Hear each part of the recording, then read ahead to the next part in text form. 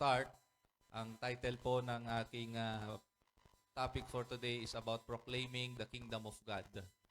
Amen. So, as a recap, no, as we continue to journey in the book of Acts, okay, tayo po ay step back sa atin pong pinag-uusapan kasi marami po nangyari itong mga nakaraang linggo. Amen ba?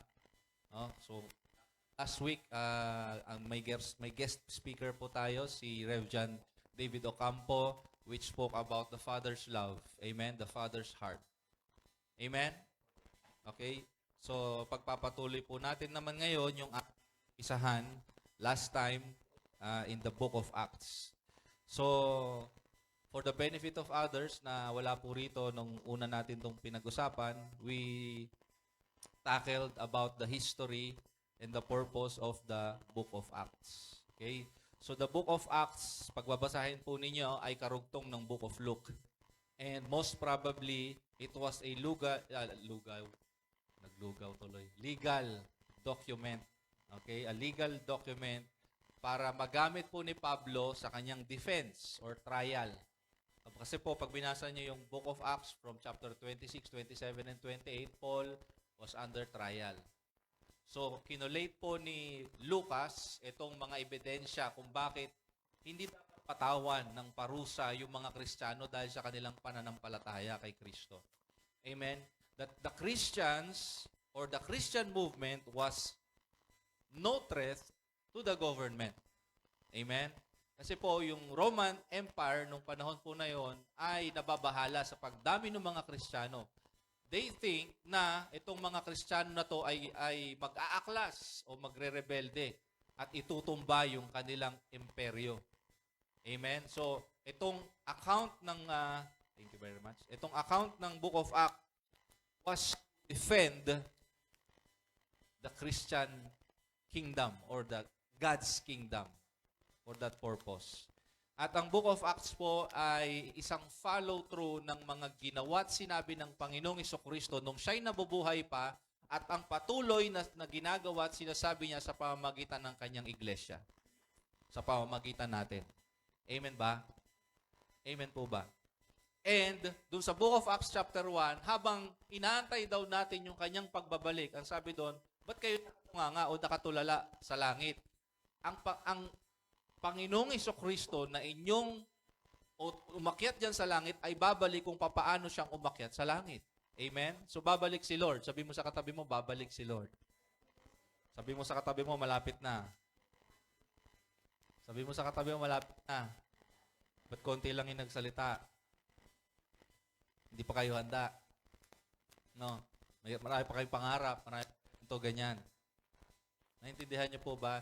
Kaya po maraming tao ayaw pang dumating si Lord kasi marami pa sila masyadong pangarap para sa sarili. Ang Kristiyano po hindi tinawag para mabuhay sa sarili. Ang tawag po sa atin ay mabuhay para sa Panginoon. Amen po ba? Hindi tayo tinawag para matugon ng Diyos ang pangarap natin sa buhay natin. Tinawag tayo para sa Kanya. Amen. And we will talk about proclaiming the kingdom of God. Kasi bago po umakyat si Jesus Christ, if you read the book of Acts, for 40 days while He was still on earth, bago siya umakyat sa langit, He spoke concerning the kingdom of God. At ang utos sa kanyang mga disciple is to proclaim the kingdom of God. Hello? Okay? Ayun, sabi dyan sa Acts chapter 1 verse 6, sabi ng mga apostles, Lord, has the time come for you to free Israel and restore our kingdom? So, ang mindset po ng mga apostol, paakit nandito si Jesus, ang mindset pa rin nila, Lord, gagawin mo na ba yung inaasahan namin? Gagawin mo na ba yung nakaprophesy dun sa Old Testament na establish mo na yung kingdom ng Israel, maghahari na yung mga Israelita, at tutupukin mo na lahat ng mga kaharian na laban sa Israel? Yun yung thinking nila eh. Hello? Hello? Ang sabi ng mga apostol, Lord, will you, okay ha? I am emphasizing you kay Jesus. Kasi po, hanggang ngayon, ang iniisip ng mga tao, Lord, anong gagawin mo sa bansa namin? Tingnan mo yung katabi mo. Tingnan mo po yung katabi mo. Tingnan mo yung katabi nyo. Tanungin mo siya, sa tingin mo, ano o sino yung pag-asa ng bayan natin? Si BBM ba? Si Sara ba? Si Cayetano ba? Si Trillanes ba? Ang tanong po ng mga apostol, Lord, kailan ka kikilos? Kailan ka kikilos? Minsan po, abang tayo ng abang kung kailan kikilos si Lord. Ang tingin po natin na pag-asa ng bayan po natin o magbabago sa bayan natin ay politicians, government, edukasyon. Speaking of education, ano nangyayari sa mga eskwelahan natin ngayon? Iniisip po ng marami sa atin, pag umangat or naging asensado muli yung ekonomiya ng ating bansa. Hello? Ang mga disciples po, they also ask the same question to God. They wanted a national restoration. We want that to happen. Tama po ba? We want Philippines to prosper. Amen po ba? We also want our lives to prosper. Sinong ayaw? Taas ang kamay. Siyempre, lahat tayo gustong umasenso. Tama. Pero ang gusto ng Diyos, hindi lang po national transformation, but a heart transformation. Kasi po, kahit anong yaman ng bansa, kung walang heart transformation, yung yaman niyan, mawawalan ng saysay. Tingnan nyo na lang po yung history. Hello? Magbasa po kayo ng history books. One generation after another. Sa history, if you read or our history, may gera.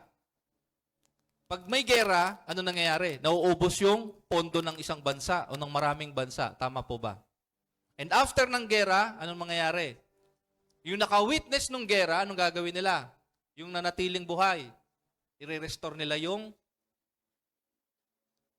kabuhayan nila. Amen. Amen. Pag na-restore na yung kabuhayan nila, makikita ng mga anak nila, ang hirap pala mag-restore ng mga nasira. Ang witness ng anak nila. Amen po ba? So namatay na yung naka-witness ng gera, yung anak nila ay pumalit. Ay, ayaw ko nang maranasan yung hirap na naranasan namin nung buhay pa yung magulang ko. Kaya pag nagkaanak siya, ano gagawin niya sa anak niya? I-spoil niya. Tapos namatay na yung tatay, yung spoiled na anak lumaki. Ano mangyayari ngayon sa bansa? Yung spoiled na bata na lumaki, pagka napunta yun ng gobyerno, naupo ng politician, anong gagawin nun sa posisyon? Pag nagreklamo ka, baka hantingin ka pa. Kasi spoiled siya lumaki. O ano ngayon, mangyayari pag spoiled yung mga nakaupo sa gobyerno, hindi yung bansa, babagsak na naman. Maghihirap na naman yung taong bayan. Tapos pag naghirap yung taong bayan, maghahanap na naman sila ng solusyon. Paulit-ulit lang. Tama? Kasi ang tingin po ng mga tao, para magbago yung paligid nila, para magbago yung bansa, kailangan magbago yung leader. Kailangan magbago yung ekonomiya. Hello? Kailangan kumilos ka. No? Sabi ni Lord, the Father alone has the authority to set those dates and times. Titigan mo yung katabi mo, sabihin mo sa kanya, they are not for you to know. Sabihin mo, they are not for you to know. Alam niyo po, maraming mga churches ngayon nagsiset ng dates kung kailan darating si Lord. Ang linaw-linaw na they are for you to know. So, linaw na sa Bible, they are not for us to know. Amen ba? charge po sa atin, mga kapatid kong mga Kristiyano. Sabi diyan ng Bible, huwag mo nang sayangin yung panahon mo para alamin yung kailan yung eksaktong araw, oras, at petsa na darating si Lord. Ito ang gawin natin. Ito ang pokusan natin. But you will receive power when the Holy Spirit comes upon you. Amen ba? You, sabi mo sa katabi mo, tayo, na may encounter kay Kristo, sabi diyan, will receive power. Kasi walang saysay po yung pagkakilala mo kay Kristo kung hindi ka niya bibigyan ng power na gawin yung pinapagawa niya kasi may pinapagawa po siya sa atin. Ano yung pinapagawa niya sa atin? You will be my witnesses. Yan po yung topic ko last 2 Sundays ago. You will be my witnesses. You will tell people about me everywhere. Andiyan pa po kayo? You will tell people about Jesus everywhere. Tanungin ko kayo, ano yung conversation ninyo kahapon?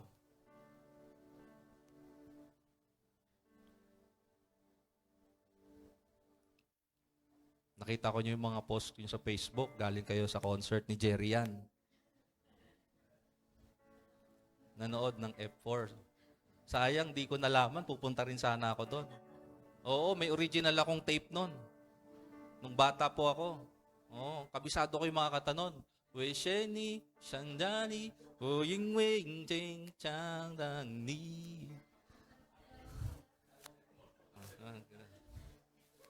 Anyway, pag mayroong concert, no, uy, punta tayo doon. May bagong labas na movie. Uy, bili tayo ng ticket doon. Pero pag may gawain yung simbahan, nahantok pa ako. Lalaba ako ngayon. Lakad kami. Mga Christians yan, ha? Ang charge po sa mga Kristiyano is for us to tell about Jesus everywhere. Sabi mo sa katabi mo, you have a mission. Yan pong nawala sa mga churches ngayon. Ang mga churches ngayon, they want to be entertained. Gusto nila maganda yung production. Gusto nila meron pang smoke machine. Gusto nyo pa mayroong strobing lights. Hello? Para blessed na blessed naman ako. Hello? Ang purpose po natin, ang purpose ng Diyos, kaya niya tayo tinawag is to be witnesses. To tell people about the goodness, the grace and mercy of Jesus Christ. Everywhere. That includes your Facebook, that includes your TikTok, that includes your Instagram, that includes your threads. Hello? Yung mga dump account ninyo, may pa-dump account pa kayo.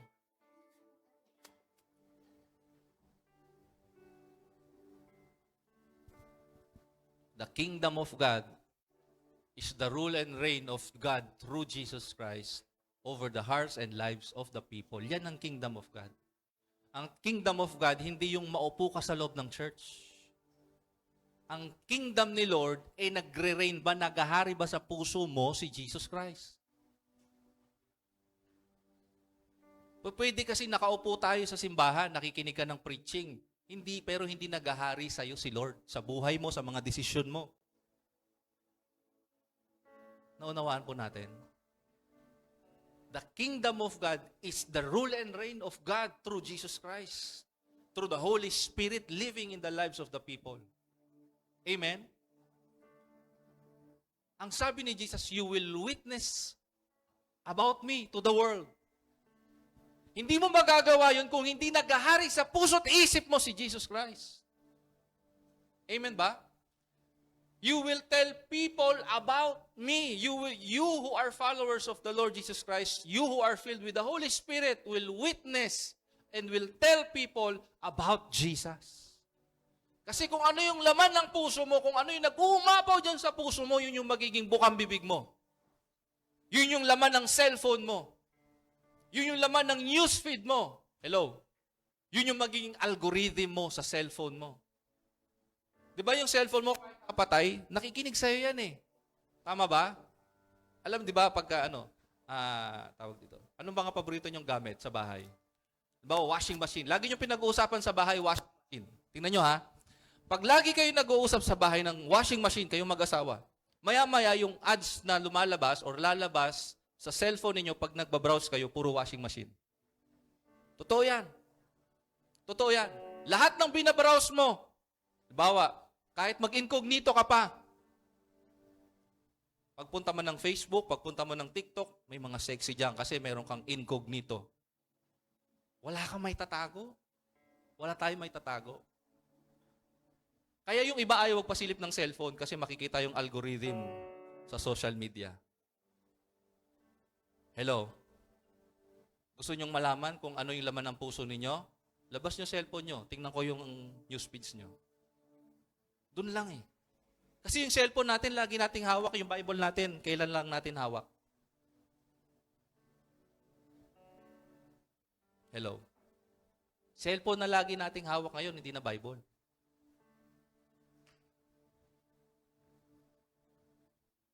Sabi ni Lord, sabi mo sa katabi mo, you will tell about me, sabi ni Jesus. Ang sabi ng mga disciple, they were so much focused on what He will do. Jesus told them, and is telling us today, what should we do? Kasi may ginawa na po siya. Sabi ko po, may ginawa na po siya.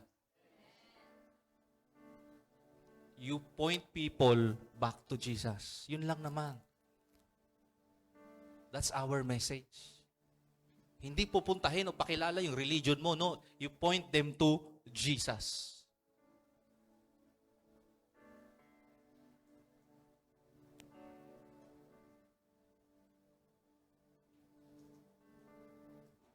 So stop waiting for God to change the nation while refusing to be changed yourself. 2 taon na lang po, national election na naman. Nag-aantay na naman ba tayo ng next election para makita yung pagbabago? O sinisimulan po natin ngayon sa buhay natin? Hello? Yung nakikita po natin sa eskwelahan, yung nakikita natin sa ating sambayanan, sa ating lipunan, hindi po yan kasalanan ni Duterte o ni Marcos.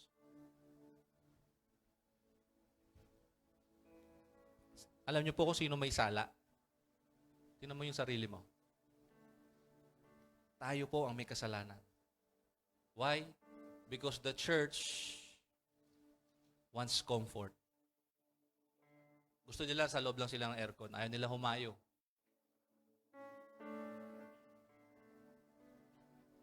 Kaya pag mayroong mga basag ulo, anong gagawin ng church? Magre-reklamo, magpo-post sa Facebook. Ano ba yan? Imbis na puntahan. Imbis na kausapin. Imbis na pakinggan. Alam ba natin kung bakit nila ginawa yon? Alam ba natin kung ano nangyayari sa bahay nila? Kung bakit nangyari yon sa eskwelahan nila? Meron ba nakinig sa kanila? Meron bang umabot sa kanila? So kasalanan ba ni BBM yon?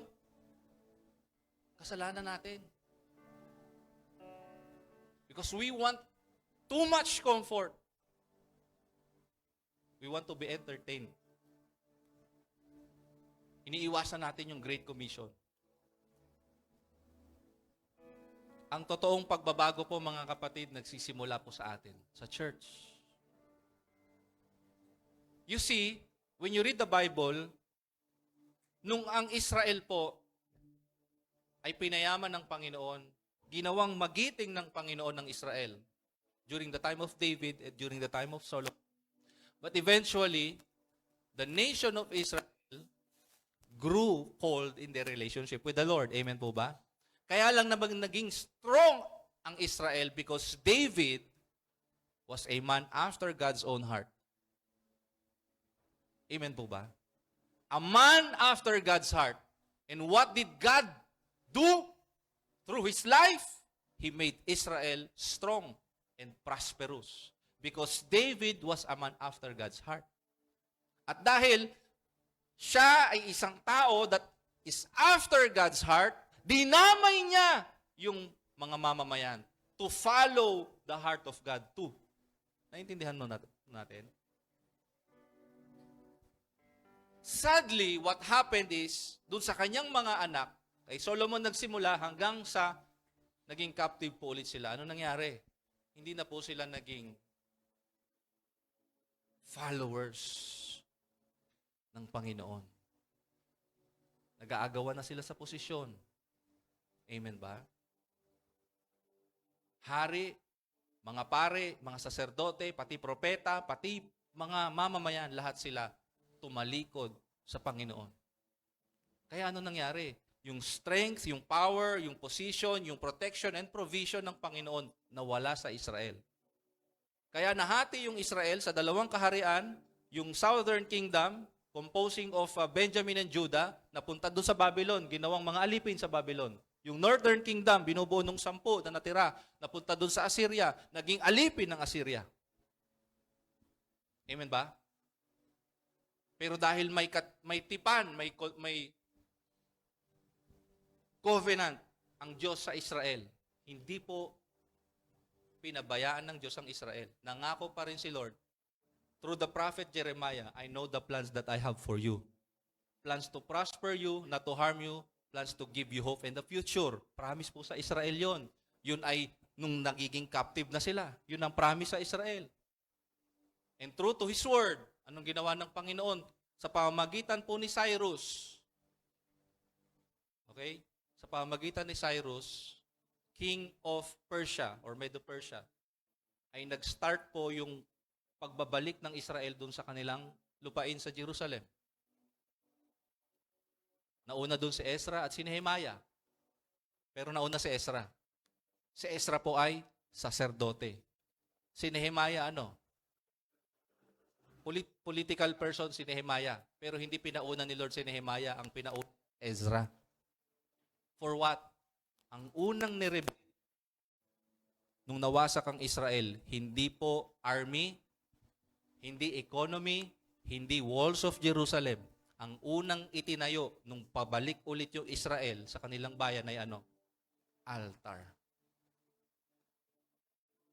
Altar. Worship. Prayer. Devotion to God. Yun ang unang ni-restore. Amen po ba? Kasi yun po yung unang nawala. Nawasak yung walls of Jerusalem not because mahina yung army ng Israel. Back in the days of David, God was their protector, not their walls. Sa totoo lang, kahit walang walls yung Jerusalem, kaya silang protektahan ni Yahweh.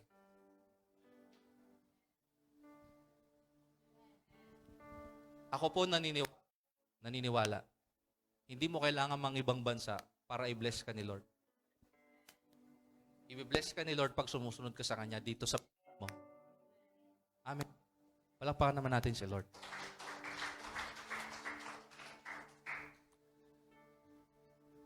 Huwag na po tayo magantay kung kailan kikilo si Lord. Amen.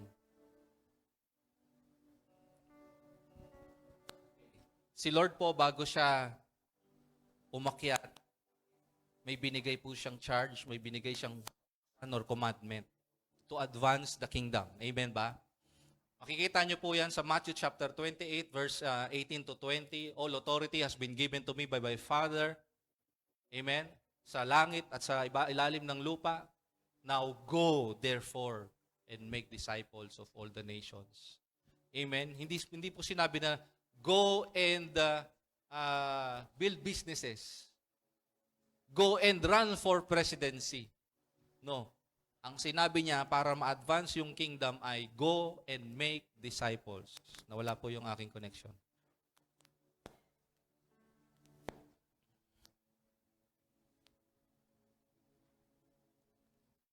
Yan. So, my first point is the kingdom of God advances through a praying church.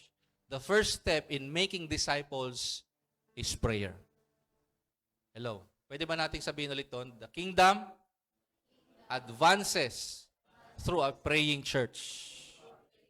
Sabi diyan, in Acts chapter 1, in verse 14, they all met together and were constantly united in prayer along with Mary, the mother of Jesus, several other women, and the brothers of Jesus. Sabi diyan, they all.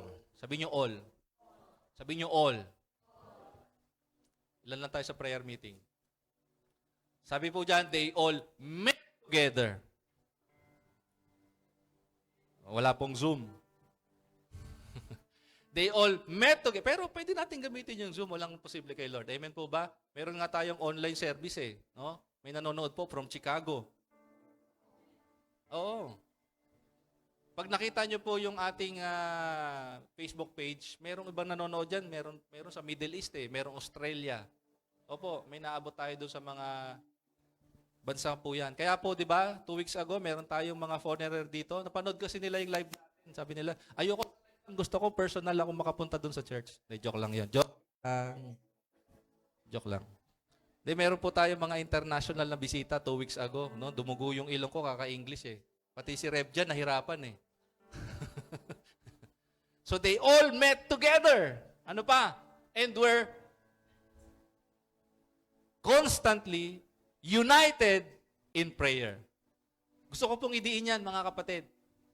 Kasi yan na po yung nawawala ngayon sa church.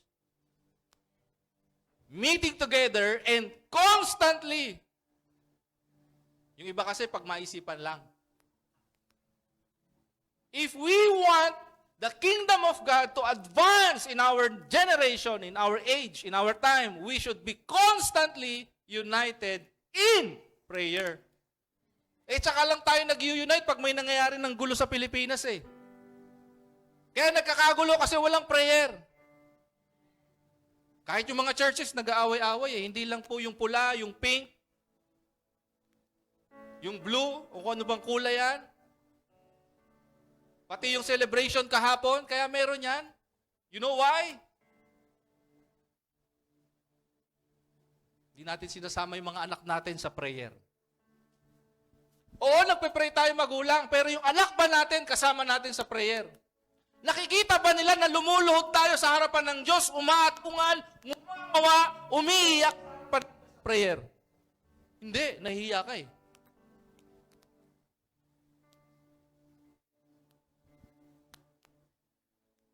Hello?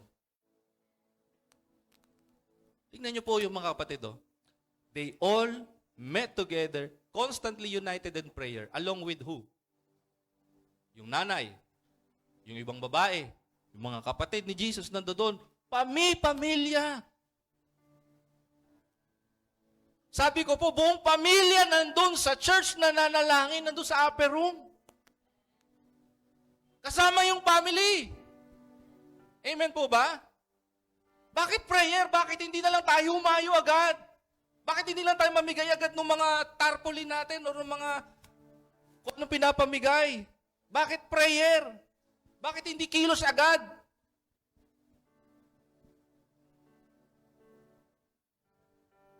Kasi po, prayer, we show our dependency on God.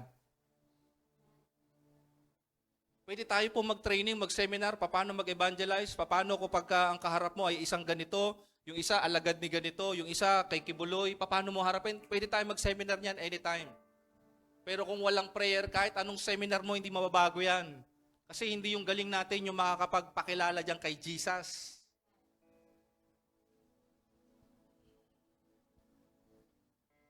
Hindi naman po ako nabago dahil magaling yung nagsishare sa akin eh.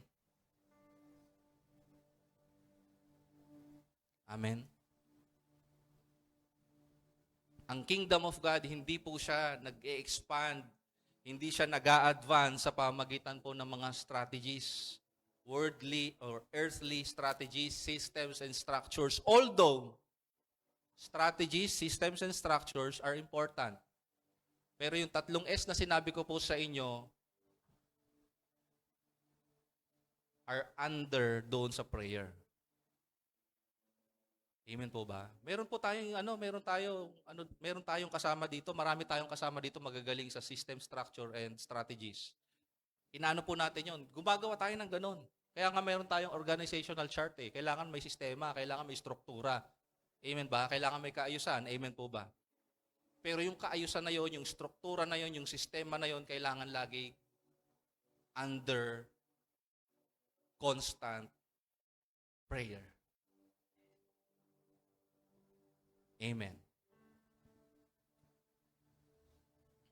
Because the kingdom of God advances not when you and I advance. The kingdom of God advances when He tells us to advance. Hello. Amen. Pero that does not mean na mag-pray lang tayo araw-araw. O, tapos takot tayong humayo. Kaya po tayo nagpe-pray. Amen. Hallelujah. Prayer acknowledges that God's power is greater than our ability. Amen. When you do not pray, ibig lang sabihin, hindi mo kailangan si Lord. When you don't pray today, ibig sabihin, today, hindi kita kailangan, Lord. Tomorrow, pag di ka nag-pray, ibig mo lang sabihin, Lord, hindi kita kailangan bukas. When you don't pray for the whole week, sinasabi mo lang kay Lord, I don't need you for my week. I never needed you all my life kasi hindi naman tayo nagpe-pray. Prayer acknowledges our need for God. Pag hindi ka po nagpe-pray, sinasabi mo lang kay Diyos, kay Lord, hindi kita kailangan. Amen ba? So, kailangan tayo manalangin. Because when we pray, we show God and we tell God na hindi natin kaya. Talaga namang hindi natin kaya eh. Totoo pong hindi natin kaya. Itong ang barangay natin, ang hirap baguhin eh. Nangangarap pa tayo, bansa. Unahin muna tayo sa sarili natin. Because when we pray, ang unang binabago niya, hindi yung paligid mo, kundi ikaw. Pag nagpe-pray ka, hindi lang para hilingin mo kung ano yung gusto mo. Pag nagpe-pray po tayo, mga kapatid, ang unang purpose niyan, mabago tayo. Because when we pray, we confess our sins. Tama? We confess. Inaamin natin sa Lord. Lord, makasalanan ako. Marami pa akong kamalian. Marami pa akong kapalpakan. Ipakita mo sa akin. May prayer si David sa Psalms. Lord, search me. Examine my ways. That's prayer. Sa prayer po, pwede mong isigaw sa Kanya yung nararamdaman mo. Amen. Naiinis ka ba sa asawa mo? Sabihin mo kay Lord, huwag agad sa asawa mo. Kasi pag sa asawa ka mag-aaway. Pag may tampo ka sa asawa mo, sumbong mo kay Lord. Effective yun. Kaya hindi na kami nag-aaway ng misis ko eh. Lagi kasi ako nagpe-pray. Hindi, joke lang. Pareho kami nagpe-pray.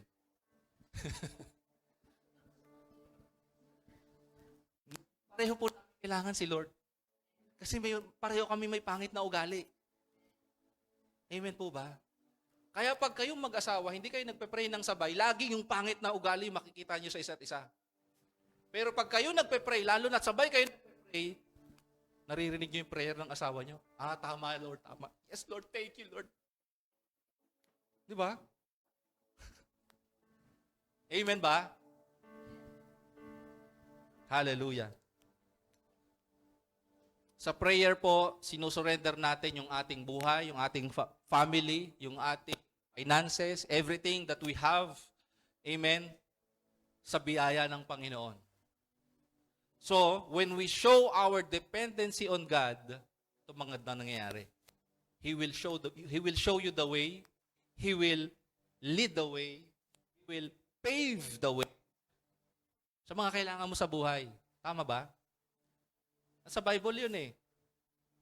Seek first the kingdom of God and His righteousness, and all these things shall be added unto you. Unahin mo daw si Lord, and He will show the way. He will lead the way. He will pave the way. Pag hindi ka po nanalangin, pag hindi tayo nagdepende kay Lord, ikaw yung maghahanap ng paraan, ikaw yung mag-iisip ng paraan at ikaw yung mapapagod kahahanap ng paraan. Sino gusto mapagod? Kung ayaw nyo mapagod, mag-pray ka. Amen. Pero hindi po pwedeng pray lang tayo ng pray. Kasi magiging SS. Ano yung SS? Super spiritual. No, pag super spiritual, lahat na lang na makita mo, ay sa demonyo yan. Ay si Satanas yan. Kailangan po merong accompaniment ng word. Because prayer without the word creates instability. Amen? Kailangan may balanse. Binabalanse natin yung prayer life natin with the word of God. Okay, so in my next point, sabi diyan, the kingdom advances through a word-abiding and word-governed church. So dalawa, word-abiding and word-governed. Amen po ba? Sabihin ng word-abiding, ito, pumapasok talaga hindi lang sa kokote natin, pati sa puso po natin. Nag-a-abide. Amen ba?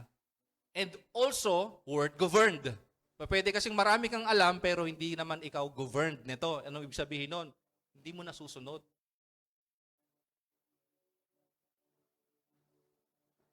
So mag-a-advance po ang kingdom ni Lord, first through prayer, and pangalawa, through our abiding and obedience sa written word of the Lord. Amen po ba? Hallelujah. Acts chapter 1, verse 15 to 16, sabi diyan, during this time. Anong panahon ito? Nung sila po ay nananalangin. During the time when they were praying together, sabi diyan, when about 120 believers were together in one place, Peter stood up and addressed them. Sabi niya, brothers, the scriptures had to be fulfilled. Pag puro prayer lang, magre-rely tayo sa emosyon. Tama ba? Mayroong mga churches na nagre-rely sa emosyon. Ha? Ay, narinig ko si Lord.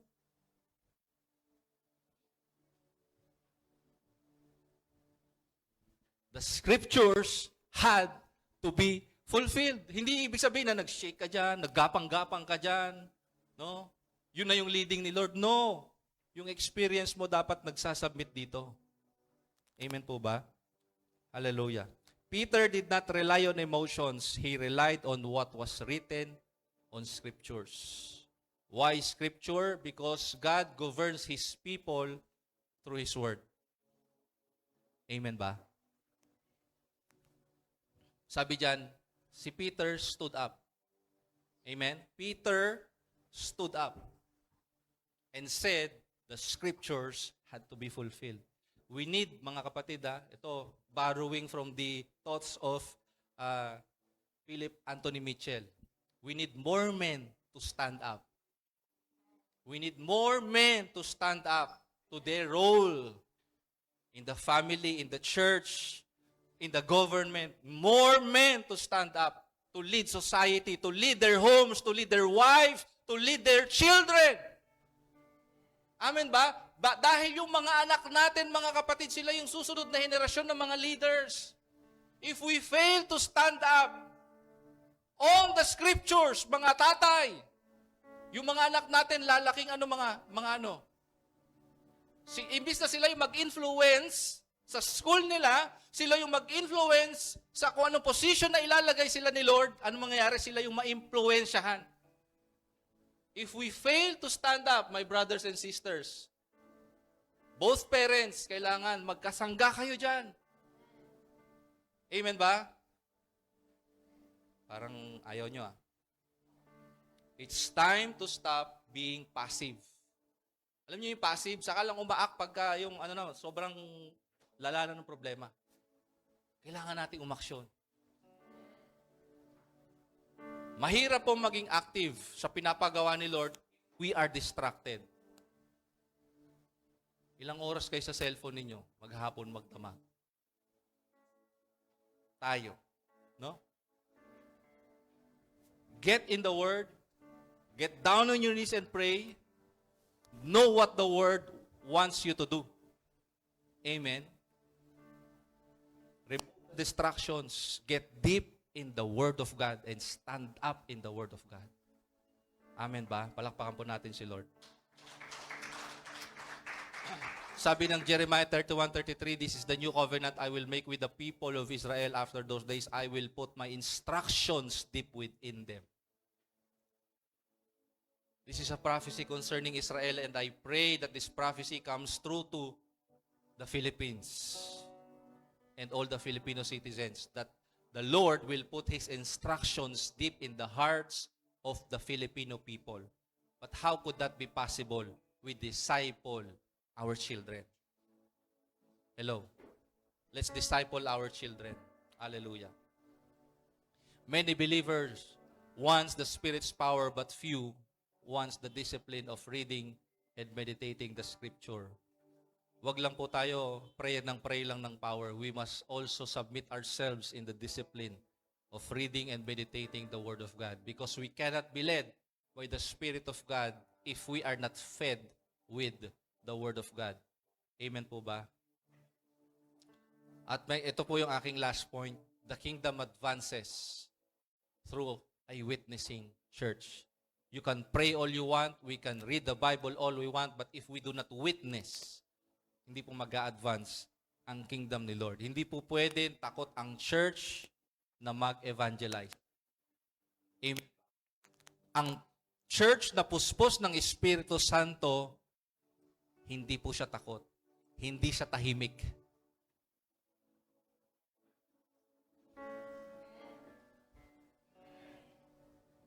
Kung talagang puspos tayo ng Espiritu, dapat nagsasalita tayo. Hindi po natin kailangan lagi na pumunta doon sa kalye para mag-preach. Amen po ba? Alam niyo po ba, the greatest mission field that we have is our home.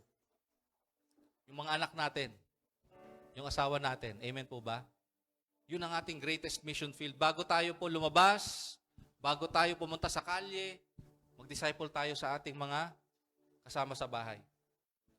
Sabi dyan, on the day of Pentecost, all believers were meeting together in one place. Suddenly, there was a sound from heaven like the roaring of a mighty windstorm, and it filled the house where they were sitting. Then what looked like flames or tongues of fire appeared and settled on each of them, and everyone present, sabi nyo, everyone present, lahat daw na nandoon sa upper room were filled with the Holy Spirit. So kailangan po, nagsasama-sama talaga tayo nananalangin. Amen? Para sama-sama din tayo napupuspos ng Espiritu Santo. Now there were dwelling in Jerusalem Jews, devout men from every nation under heaven, and at this sound, the multitude came together. Kailan dumating yung sound na yon? Nung yung church po ay sama-samang nanalangin. Narinig ng mga unbelievers sa labas ng upper room, yung sound na yon, I believe it's a spiritual sound na narinig po nila. This sound made the people around them to be curious at lumapit. Anong nangyayari dun sa loob? Amen? Hallelujah. And they were amazed and astonished, saying, are not all these who are speaking Galileans? And how is it that we hear each of us in his own native language? Parthians and Medes, Elamites, residents of Mesopotamia, Judea and Cappadocia, Pontus and Asia. No, lahat ng mga galing daw sa iba-ibang mga lugar. Phrygia and Pamphylia, Egypt and the parts of Libya belonging to Cyrene, and visitors from Rome, both Jews and proselytes, Cretans and Arabians, we hear them telling in our own tongues the mighty works of God. Amen? Nakuha po ninyo? Yung mga believers, yung 120 believers na nagpe-pray sa upper room, they were filled with the Spirit of God, at yung mga tao sa paligid nila, naririnig sa kanila na we hear them telling in their own languages, in their own tongues, the mighty works of God. Ako, Tagalog talaga ako. Yung iba sa inyo, Bisaya. Yung iba sa inyo, Waray. Amen ba? Pag kayo'y napuspos ng Espiritu Santo, lahat ng lalabas sa bibig ninyo ay puro papuri na sa Diyos. Hello? Tayo po bilang mga Kristiyano, we are considered as a nation Amen po ba? A nation under God. We are a holy nation. 2 Peter 3:9. We are a holy nation. Amen po ba? So ang isang bansa, para makilala mo siya, ma-distinguish mo kung anong bansa siya nanggaling, papakinggan mo kung ano yung lengguwahe niya. Tama? Kaya kung totoong Kristiyano ka, pinanganak ka sa Espiritu Santo at ikaw ay kabilang na sa bayan ng Diyos, nagbabago yung lengguwahe mo. Amen ba? Nawawala na yung yabang sa bibig mo. Amen? Nababago yung sinasabi, nababago yung confession. Amen? Kaya nakikita, na-witness ng mga tao sa paligid mo, ay, totoo, Kristiyano siguro to kasi ganito siya magsalita. Ganito siya kumilos. Oh, yung mga katrabaho dati ni Kuya, oh, ba't di ka na nagsisigarilyo? Nagkasakit ka? Hindi. Kasi, napabilang na siya sa bayan ni Kristo. Amen po ba? So again, families po, nagpe-pray to sa upper room, sama-sama. So nabago yung buong pamilya. Amen po ba? Ito niyo po yung story ng Acts. Nag-scatter yung mga pamilyang yun, pero doon sa mga lugar na nag-scatter sila, they proclaimed the word of God. Okay? Mga magulang are supposed to think generationally. Wag lang yung ngayon yung nangyayari. We should think generationally. Paano palalakin yung anak mo para magkaroon ng impact for the next generation? Wag lang para sa kanila, dapat para sa pangkalahatan. Amen ba? What we want to see in the next generation starts in the family. Naniwala po ba kayo? It does not start in the policies that they are making in the Senate or in the Congress. It starts with the policies that we make inside the home. Amen po ba? Amen po ba? Ako po, guilty rin po. Ano ba yung policy natin sa bahay? 2 pa lang kami, wala pa akong anak eh. Na dapat may sinusunod din kaming polisiya sa amin bilang mag-asawa, na dapat gantong oras mag-pray tayo, dapat gantong oras magbasa tayo, mag-devotion tayo, mag-sharing tayo ng devotion. Dapat mayroon kaming batas na ganun sa bahay. Bakit? Kasi po utos yan sa mga kulang. Deuteronomy 6, sabi diyan, you shall love the Lord your God with all your heart, with all your soul, and with all your might. And these words that I command you today shall be on your heart. This command was given to parents.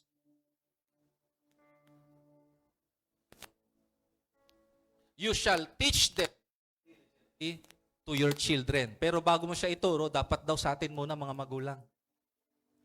Amen ba? You shall teach them diligently to your children and shall talk of them. Pag-uusapan niyo yan. When you sit in your house, when you walk by the way, and when you lie down, and when you rise. You shall bind them as a sign on your hand, and they shall be as frontlets between your eyes. You shall write them on the doorposts of your house and on your gates. No, nakapaskil pa sa sa mga dingding nyo sa bahay yung words of God. Para lagi nila nakikita. Amen? Amen ba? Maganda po yung po na nakikita yung word of God nakapaligid dun sa buong bahay po natin. Na kahit hindi tayo magsalita, ayun, nakaposte na. Amen po? Sa bahay po natin, pag pumasok kayo sa sala, mayroong picture doon ni Jesus Christ na mayroong daladalang tupa. Tapos mayroong verse doon, the Lord is my shepherd, I shall not want. Sa kwarto namin may verse, those whom God put together, let not man separate. Amen ba?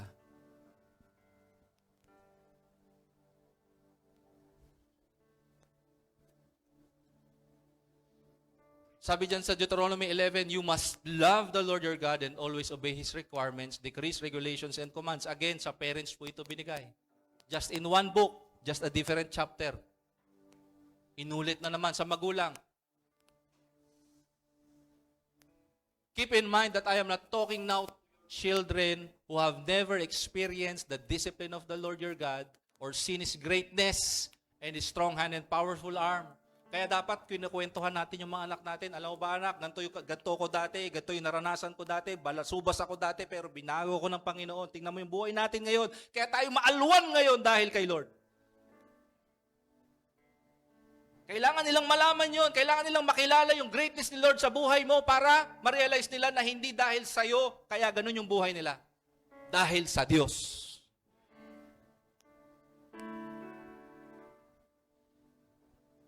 They didn't see the miraculous signs and wonders He performed in Egypt against Pharaoh and all his land. But you have seen the Lord perform all these mighty deeds with your own eyes. So commit yourselves wholeheartedly to these words of mine. Tie them to your hands and wear them on your foreheads as reminders. Teach them to your children. Talk about them when you're at home. Alam nyo, sa bahay, mas maganda, bitawan nyo yung cellphone nyo, mag-usap-usap kayo. Patayin nyo yung TV, mag-usap-usap kayo. Pag-usapan natin si Lord. Amen ba? When you are on the road, o mag-play ka ng preaching habang nagdadrive ka. When you are going to bed, and when you are getting up, you talk about the words. You talk about the greatness of the Lord. Amen po ba? Ang pagdi-disciple, hindi yung dali mo sila sa eskwelahan. Thinking na yung eskwelahan na magdi-disciple para maging mabuti silang tao. Values, respect, honor, discipline starts at home. Not in educational institutions. Haantayin pa ba natin na makulong sila? Haantayin pa ba natin na mamaril sila? Manaksak sila bago natin sila i-disciple? Alam nyo, nakakalungkot, merong opisina sa City Hall at sa barangay, alam nyo tawag? Badak. Alam nyo yung Badak? Barangay Anti-Drug Abuse Council. Anti-drug abuse. Naisip ko, Lord, pwede bang anti-drug use na lang? Na hindi na sila mapunta dun sa abuse. Masimulan na hindi na sila magkakamit. Pwede po ba ganun, Lord? Alam niyo po ba, tinawanan ako dun sa meeting namin nung umattend ako one time. At hindi na po ako na-invite. One time lang yun. Niraise ko yung ganung question. Sa barangay po natin. Doon sa Badak meeting.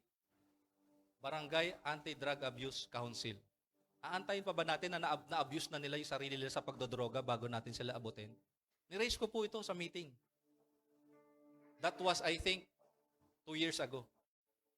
Isang meeting lang natin ko. Hindi na nila ako in-invite pagkatapos noon. Tingnan nyo ngayon nangyayari sa eskwelahan. Tingnan nyo ngayon nangyayari sa lipunan. Nakukornian kasi sila rito. Aantayin pa po ba natin yun?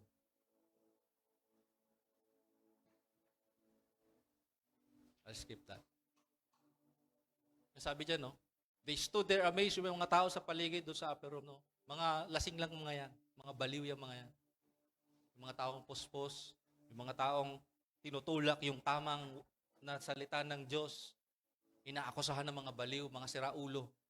Sabi ni Pablo, I'd rather be called fool for Christ. Amen ba? Mas mabuti ng maturingang baliw kaysa naman mapahamak yung mga buhay ng mga anak natin. Amen po ba? It's time to act, mga kapatid. No?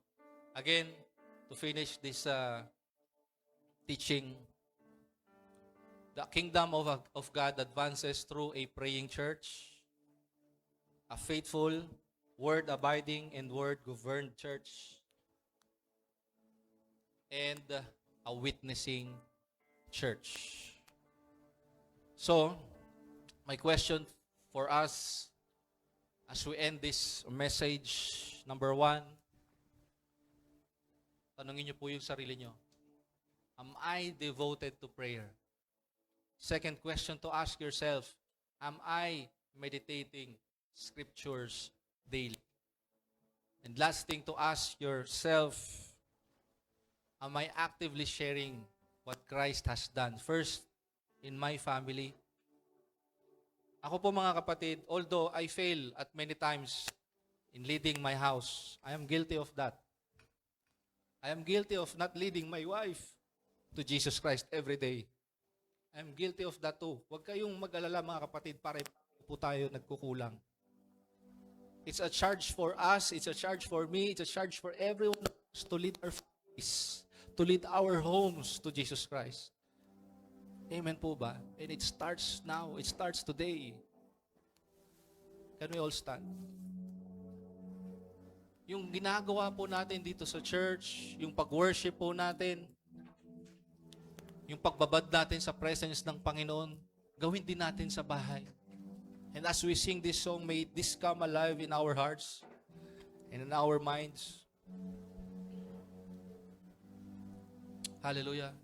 Shakataya masekeya basene. Hallelujah. I lift your name.